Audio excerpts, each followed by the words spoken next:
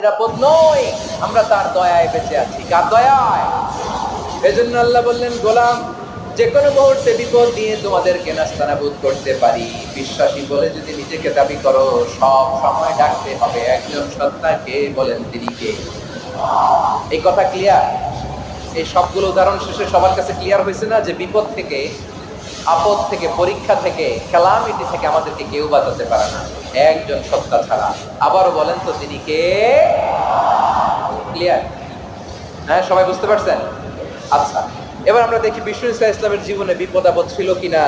উনি বিপদ আসলে কিভাবে ডিল করতেন, বিপদ আসলে কোন দোয়া পড়তে হয়, কিভাবে ফরিয়াদের হাত উত্তোলন করতে হয়, কিভাবে রবের দরবারে নতজানু হয়ে ফরিয়াদ করতে হয়, এটা জানার দরকার আছে না নাই? আসলে আমরা বিষ্ণুনবীর জীবনী থেকে দেখি বিপদ আসলে উনি কি করতেন। বিপদ আসলেই প্রথমে বিষ্ণুনবী ইসলাম একটা দোয়া পড়তেন। কি পড়তেন?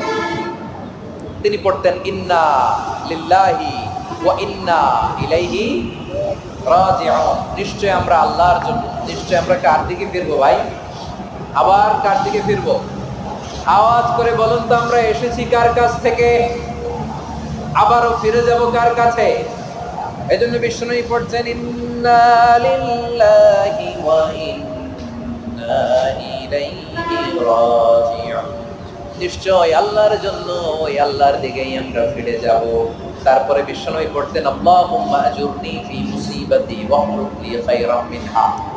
একসাথে প্রথমে পড়তেন ইন্না লিল্লাহি ওয়া ইন্না ইলাইহি রাজিউন, তারপর পড়তেন আল্লাহুম্মা আজুরনি ফি মুসিবাতি ওয়াহলুক লি খায়রাম মিনহা। মানে আল্লাহ, এই যে আমি বিপদে ধৈর্য ধারণ করলাম, এটার সব তুমি আমারে দাও, আর যেটা হারালাম এর চেয়ে ভালো কিছু দিয়ে মেকআপ করে দিও।